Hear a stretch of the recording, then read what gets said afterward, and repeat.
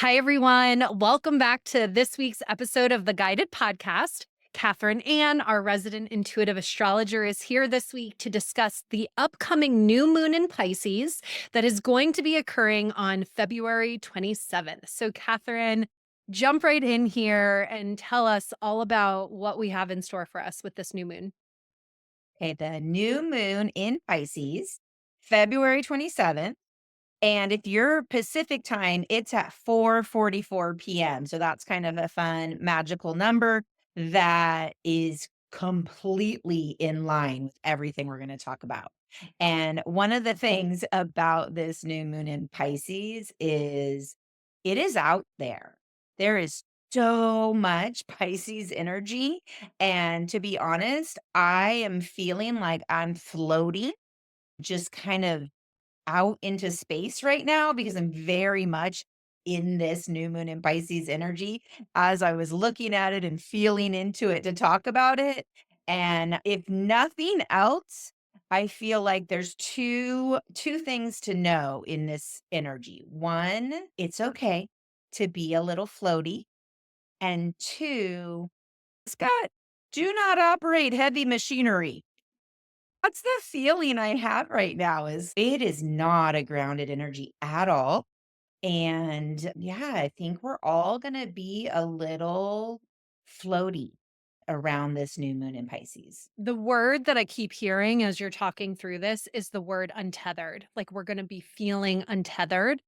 And I think so much of the time when we feel untethered in anything in our life, it's it requires great intention to really ground ourselves and find that sense of connection and stability within. We've been talking about these themes for a long time, I think, with finding stillness within and get quiet, go within. But now we're adding on this layer of feeling untethered. And I think with the chaos happening outside of us, if we are not mindful of what chaos that also may or may not be creating within us, that also I think leads us to be feeling very untethered. I think in one regard, being untethered can be a really positive thing, right? Because we're not attached to anything. But then when I also see you as the astronaut feeling spacey and floating, that's another way untethered can play out, right? So it's interesting because I feel like untethered and this floatiness is almost like 2 sides of the same coin. Very much so. And it's so interesting because we've talked so much about Uranus over the last few months, but even with the moon in Leo that we just had, Uranus was a big player. It was square. So it was, you know, I didn't, I know out there in the astrological world, there's a lot of hyperbole, especially with Uranus, breakdown, breakthrough, big events. And for me, it just felt like hiccups and what just happened and kind of being thrown off kilter, but nothing necessarily majorly dramatic in our personal lives. Now, in the outer world, maybe that manifests differently. But this time, Uranus is involved again, but not in a square aspect of tension and obstacle, but in that supportive sextile trine, which is opportunities, supportive, I'm holding your hand, you know, helping someone cross the street type of idea. That's that energy of this supportive Uranus. So it's still breakthroughs, it's still some unexpectedness, but maybe a little bit less jarring. And I think a little less jarring actually because we have so many planets in Pisces, it's almost like Spirit just showed me the image of a child trying to hit a piñata with their blindfold on and missing because they don't know where they are in space and time. It's like almost like, well, the piñata doesn't really feel this bat coming at it because there's this like altered space and time feeling. So we have the sun in Pisces, the moon in Pisces. We have Mercury in Pisces, Saturn in Pisces, as it's been for a long time. The North Node is newly in Pisces, and then Neptune has been in Pisces for a long time too. It's a lot of Pisces energy. And so Uranus over here in Taurus, this like grounded, solid sign, trying to provide some like inspiration or change or breakthrough. And it's like the bat can't find the pinata. So there might be some shifts. It's supportive shifts, but I almost feel like, are we even going to know it? Are we going to be grounded enough to know it? Because this is a very, very spacey energy. So if I just go down the list, moon in Pisces, dreamy, imaginative, mystical, fantasy, sun in Pisces, magical, empathic. Saturn in Pisces is trying to give structure to something nebulous. So, like trying to hold the water or hold the air. Mercury in Pisces, not analytical Mercury at all, not data driven. It's poetic, but it's not going to be as I have all the details and the facts as it normally likes to be. North Node in Pisces is now driving us to really explore all these Pisces elements of our lives. So it's let's deep dive into this Pisces feeling. And then Neptune in Pisces has been there for a long time, but it's otherworldly, delusional, escapist, poetic, mystical, fantasy. So all of those descriptors can give you that understanding of why I do feel like an astronaut right now out in this Pisces energy. And I love that you said untethered because when it really summed up for me, what I got was we're just not clear about what's going on. Like, what is real? What is imagined? The fog and mirrors. And so we're fortunate that we, again, just like a couple weeks ago with the full moon in Leo, have this Mercury Uranus aspect happening again. Again, it's in a soft aspect, not in that square that it was before. But that is going to provide a little bit of that quick thinking, that inventiveness, the breakthroughs. But again, are we going to catch them because of the spaciness? So I almost want to say mindful, not just around this new moon of Pisces, but in general, these couple weeks around where we have so much Pisces energy, mindful of grounding because I even want to say ground yourself before you drive a car. There's certain things that are going to have us in our daydreams. Lots of daydreaming over the next few weeks. Yeah, and I So always like to share with people, a lot of times people hear that word, like, what does it mean to be grounded? What does that even mean? I think we throw it around a lot. And so I always think of being grounded as it's a presence process.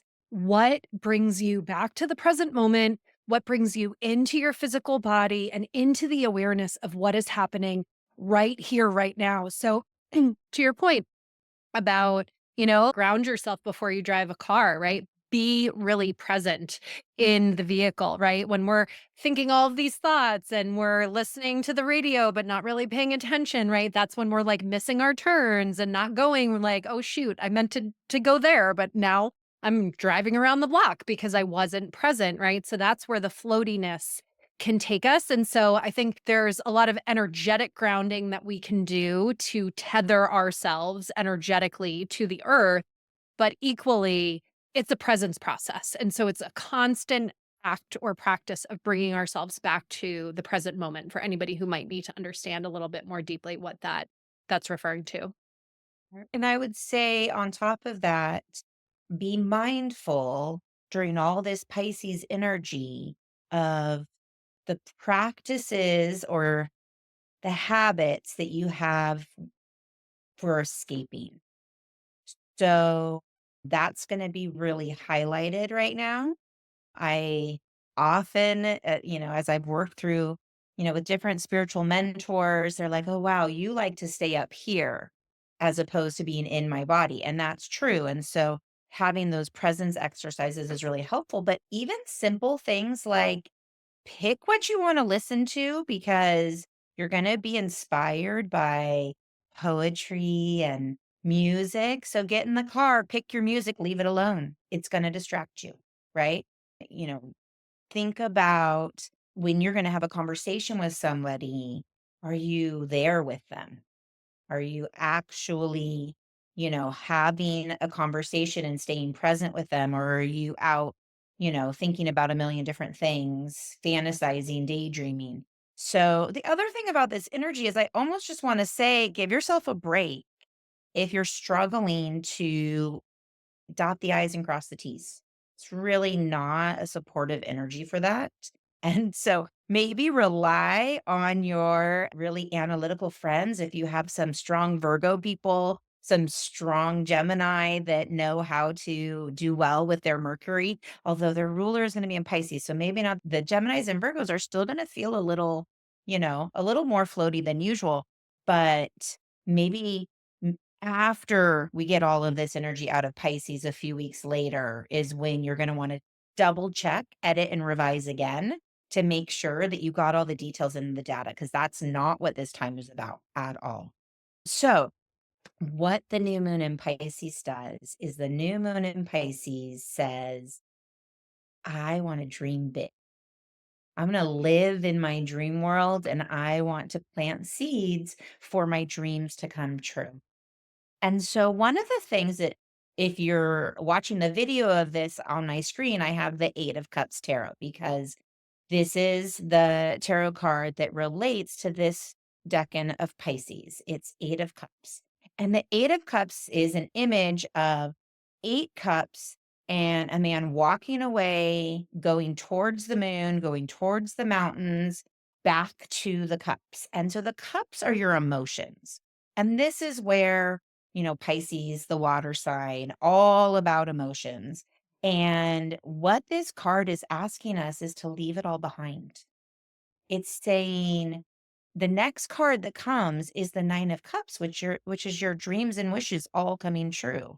But in order to get from the 8 of cups to the 9 of cups, you have to leave behind all of those emotions that no longer serve.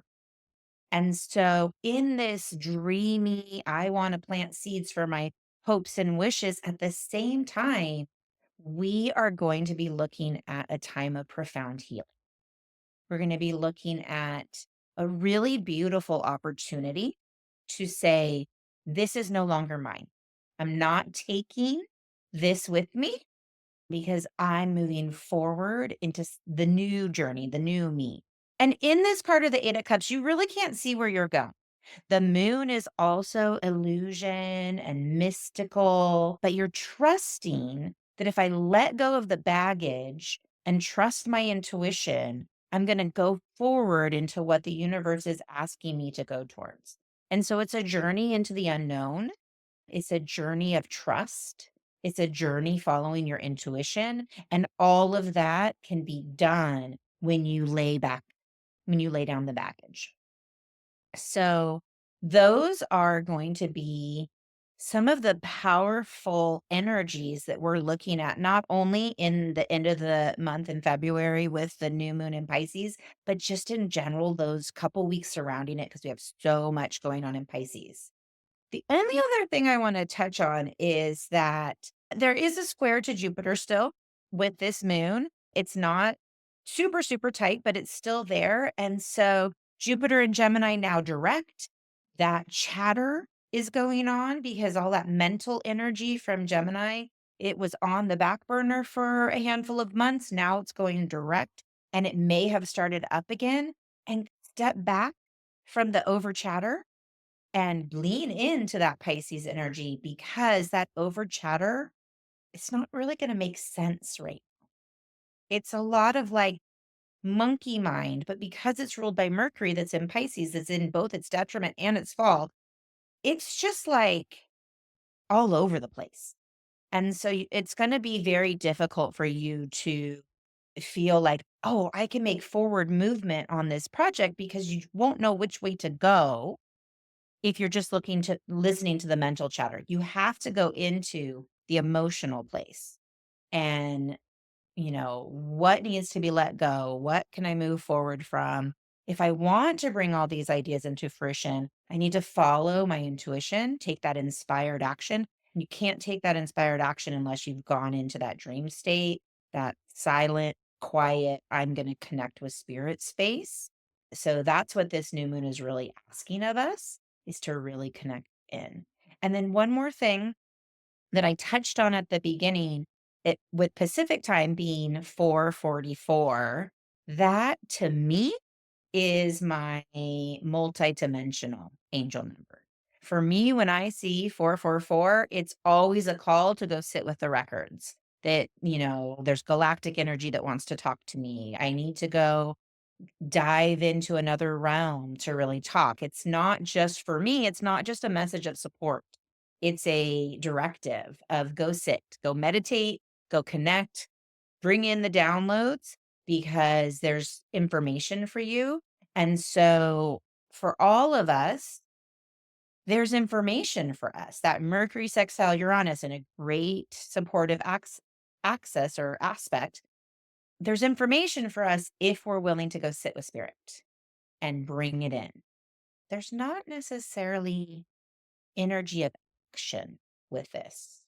We're dreaming, we're contemplating, we're feeling. The only action I think we're really being asked to do is to let go of emotional baggage. And bonus, Mars and Cancer just turned direct a few days before this. And so Mars has been doing the same thing. Mars has been digging deep into that emotional undertone of your life, saying, what do I need to deal with to feel safe? So now that Mars has turned direct, we're in this new moon in Pisces energy. It's like, okay, I've figured some stuff out emotionally about myself with all of this water energy. And I can dream about what I want forward, but I can also start taking the steps of letting go. So, if we're going to walk through the houses of where this is impacting each sign, then what we're going to do is we're going to find out not only where this new moon is, but in general, where all this Pisces energy is. To me, it feels like an area where you may feel particularly ungrounded in your life, but it's because there's so much Pisces energy, it's kind of global. But just to give you a little bit of a focus, where is all this Pisces energy happening? And so we're going to start at Aries. And for Aries, the Pisces energy is in your 12th house. So even more the subconscious, the dreamy, the diving deep, the uncovering the hidden. And for Aries, this isn't a very comfortable place to be because Aries is action and movement and let's go. But you're really being asked before you move into your season, which is coming up in March, you're being asked to really dive deep. And we have some big energy coming in March in Aries season. So I think it's a very full way to approach things and uncover and release and dive deep so that Aries, when you are on fire with your own season, you can move forward with no baggage. Taurus, this is going to be showing up in your 11th house of hopes and wishes. How beautiful, because it's just going to have you dive deep, deep, deep into your hopes and wishes. It's also your friends, your community. And so, really connecting with others is going to be highlighted for Taurus and Pisces season. And, what are those relationships that support you? And what are the relationships that actually enable the illusion or the delusion? So I'm actually even thinking about, do you have friends that support your bad habits? That might be something that you're going to be looking at, Taurus. So for Gemini, you're going to have this Pisces energy in your 10th house of career. So lots of dreaming about what do I want to be when I grow up? What next steps? Where do I want to go? It's like dreaming really, really big. This doesn't necessarily mean that you're acting on that quite yet, but we create our reality through our dreams. So you're visioning. It's almost like vision boarding for your career. That's a really good way to think about this Pisces energy. And so I would say caution not to feel like you're not making any progress with actual contracts or details because you don't have the supportive energy for that, but it's coming. Cancer, this is going to be in your ninth house of travel and study. And so you may be dreaming of, where do I want to go next with this? Do I have a big trip I want to go on that is inspirational? That's, I, for example, have been really feeling called to visit Peru on a spiritual retreat. This is that type of energy where I'm being called from this higher sense of me to step into travel, education, faith. For Leo, we are looking at the house of death, debt, taxes, resources of others. This to me feels, I want to say, slippery. Like, it might not all be making sense. Did I remember to make that payment? Wait, what am I supposed to be doing? Like, very mixed upness about concrete matters of finance. And so I would just pay extra attention to that area, but then also that dreaming of potential, right? I want to dream about how I'm going to shore up my legacy resources. Also, the eighth house is this house of mysticism. So, beautiful place to be falling into any sort of mystical studies. If you are into the occult or mediumship, or, you might just really find yourself having a visit from a past loved one. So, for Virgo, we're looking at your marriage, relationships, partnerships, and this could be just a really beautiful time to lean into the impractical, which is completely opposite than Virgo's nature. So, Virgo's nature is going to say, we do it this way and that way. There's an order to everything. But in your relationships, actually, with Pisces there, that doesn't really flow. And so this is an opportunity to just lean into the romance, lean into the imagination, lean into, this doesn't make any sense. This isn't practical, and have fun with your partner. And if you're not partnered and you want to be, this is a beautiful time to vision board that. Libra, you're going to be really focused on your daily routine, on your health habits, maybe even your pets. And, this is, again, that floaty energy. So maybe you need a little bit more rest. This is about being gentle to yourself, being really empathic with your own needs. If you have been soaking up other people's stuff, this is where you let that go. In order for you to move forward in a healthy, balanced routine, in order to not bring on unneeded illness, you let go of other people's baggage. You let go of your own baggage. You let go of doing too much for others, which for Libra is always something they're working on. So for Scorpio, we're going to find all of this Pisces energy in your creative house, in your children, in your romance. So just like we were just talking about with Virgo, romance is really going to be lovely right now.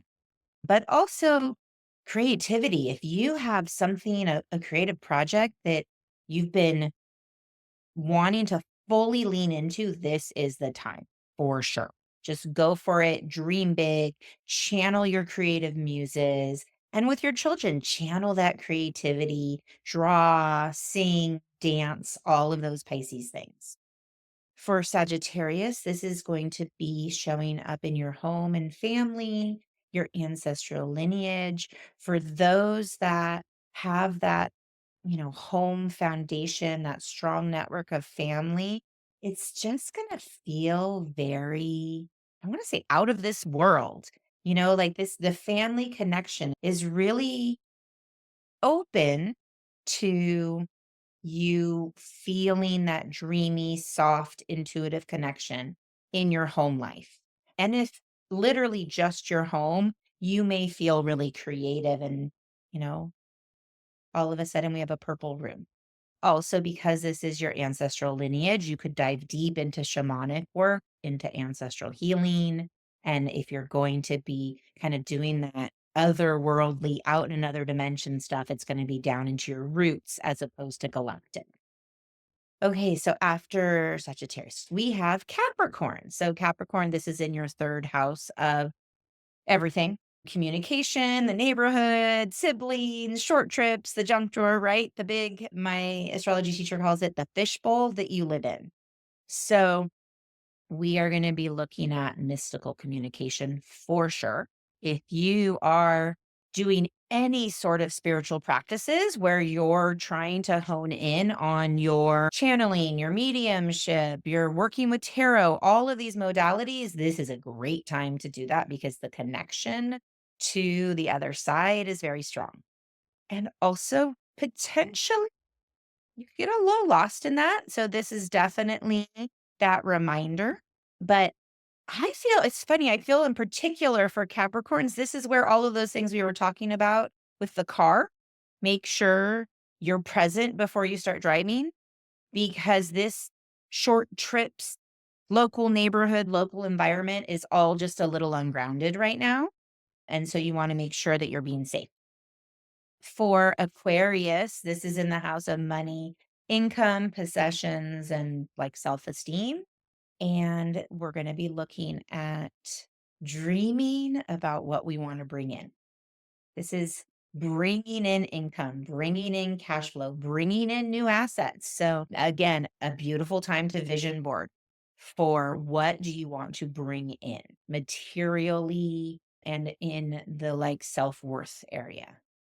For Pisces, this is all about you. So you are going to be really uber Pisces for a couple weeks here with all of this stuff going through your sign.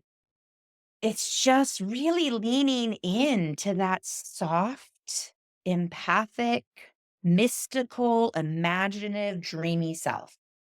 And I just got this image of flowing clothes and, you're walking through life in kind of this floaty, mystical character. That is what this new moon is for you. So, what do you want to bring in, Pisces, that really jives more with who you are? What seed are you going to plant to embody more and more of your Pisces energy?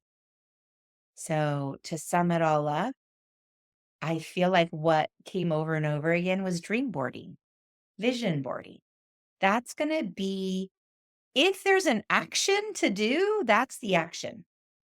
It's the dream boarding, it's the meditating, it's the sitting with spirits, sitting in nature, singing, dancing, painting, all of these things that are creative Pisces things, watching awesome movies that really bring out your emotions. For those of you that can cry at a movie, but maybe can't cry otherwise, this is a great time to watch a tearjerker. Because if we're going to need to release in order to move towards our dreams, crying is a great way to release. Even if we're crying at a sad movie, it's actually because it's connecting with something in us that we're ready to release. So, in this new moon in Pisces energy, take advantage of all of those creative things out in the world that can support you in releasing emotions you're ready to release and that can also support you in dreaming big. Beautiful. I feel like one of the things I wanted to mention based on the dreaming is even if you don't know like tangible things that you're trying to create, just start dreaming about how you want to feel. Do you want to feel more joy? Do you want to feel more fulfillment? Do you want to feel more satisfied? Do you want to feel more connected? Do you want to feel more intuitive? Do you want to feel more open? Do you want to, whatever it is, really connect into the feelings that you want to embody because spirit can serve up on a silver platter a multitude of opportunities to help you feel the way you want to feel. And I think so much of the time when we think about dream boarding, we're trying to picture is it, the house and the certain, furniture and decor that we want, or is it the, money in the bank or the dream career? And it's not that we can't dream about those things. Those are wonderful things to dream about. And for people who are like, I don't know, go to the feeling. How do you want to feel? because that really helps spirit be clear about what direction we're moving in. And sometimes it's much easier for us to get into the feeling of what we want to create as opposed to trying to want certain tangible things or possessions to make us feel a certain way. So, the other thing about this Pisces energy is that desire to escape, especially with the North Node so close to Neptune, driving that insatiable drive to escape. And so I would have a word of caution to really check on your friends and family who struggle with addiction of any sort. Really check on your friends and family who struggle with mental health because there is going to be that desire to escape, and whether or not that's going into any of their vices, to an excess, that can be pretty dangerous. So take the initiative to reach out to people that you maybe think are in those groups, those categories of struggling with their vices, because they are going to have just a little bit extra need of support. Yeah, and I think it's a great reminder to all of us to check ourselves when it comes to what are our own mechanisms for escape, right? Are we escaping into scrolling through our phones and social media? Are we escaping into maybe eating more emotionally than we normally do? Or maybe we're shopping and buying more things than we normally are. And so, whether it's a friend that you need to check on, or whether it's just making sure you're checking in with yourself and being very conscious of what are the ways or things that are causing you to feel like you wanna disconnect and escape? It sounds like a really important reminder. Absolutely. And then one of the things that I didn't touch upon was the theme that Spirit gave me. And what I feel is so important about this theme is really more of thinking about the mundane, what's happening out in the world. So the theme they gave me was Land of the Lost. And I think that a lot of people feel lost, feel what is happening. And so, with all of this dreamy energy, I think the caution is Land of the Lost. If you remember that show from a long time ago, was about not being in your homeland, not being, they're lost, they're, they're exploring, they're meeting all different new types of creatures, but they're in another world, in another dimension. And that is kind of where we're at in this global picture. Things don't look the same as they did a few months ago, even. And we have an opportunity with this dreaminess, with this connecting in with our feelings, to dream a new world. What do we want to have the world we live in look like? This is a beautiful time to be visioning that, to be manifesting that. It's going to take some time. This is the seed planting time, and there is surely more to come on the way. But Land of the Lost, in that exciting, adventurous, everything's new, versus Land of the Lost, and I'm gonna go in to my feelings and stay there. And I feel like I keep thinking about this 8 of Cups card where though all those emotions that have been brought up over the last couple months of what is happening, fear and isolation and vulnerability, insecurity, all these emotions, we have a great opportunity right now to process that, leave it behind, and trust in the visions we're creating. And I feel like this is where spirit is saying that it's okay to be lost.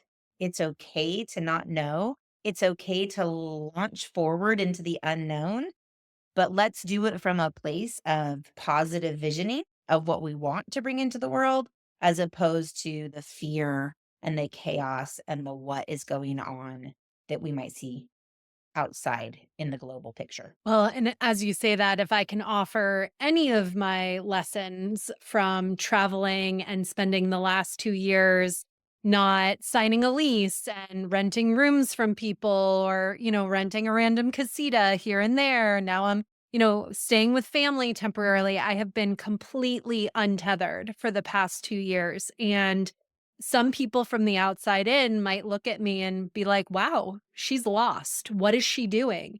And the truth is, I'm wandering for sure, but I'm not lost. And I think because in feeling so untethered from everything that I knew to be my life, I was forced to find a new home within myself. And so when we are lost, we are always being called to find that place of home within ourselves. So, what does it look like to belong to yourself? What does it look like to create a feeling of safety and security and sanity and peace within yourself? No matter how crazy and chaotic things are outside of us, we can always come back to that place within our hearts. That is where our home is because we cannot run from ourselves. I assure you, you can leave and jump 2,500 miles across the country and you are bringing yourself with you. Let me just right there. That's what happens. You cannot run from yourself. Not that I was running. I thought I was running towards a dream, actually. And the dream was different than what I thought. The dream was to create a more authentic life. And so to become my most authentic self, I had to untether myself from every identity that I had, from my job, from my title, from my salary, from the place of home and where I was connected to my family and my friends. I had to let all of that go. All of that, quote unquote, to use your word, baggage, right? It was just emotions connected to an identity, not baggage in a bad way, but just connected to an old identity in order to step into something new. And in being so untethered, you do feel foggy. You do feel like, what is happening? Where am I going? What do I want? And so we can sort of feel like we're wandering aimlessly, but the contrast that the time provides us is what helps us to get really clear about what is going to feel really good. So please trust the contrast. Trust what you're seeing that you don't like because it is pointing you in the direction of something you do or we as a collective desire. And so let's move towards those dreams, those desires, and allow feeling lost to bring us more into ourselves, into this place of a safety and security, a home that we build for ourselves, because that place is always with us, no matter where we go. Yep, exactly. So I think that we're going to find that on the other side of all of this, we're not going to be lost. Awesome. So I am going to leave it there. And thank you for all of this information about the new moon. For those of you looking to dive deeper into your own astrological charts, you can find all of Catherine Ann's information in the show notes. And so, thank you as always for listening. And if you know someone who would benefit from the wisdom within this podcast, please do us both the honor of sharing it far and wide. And we will look forward to chatting with you all next time. Bye for now.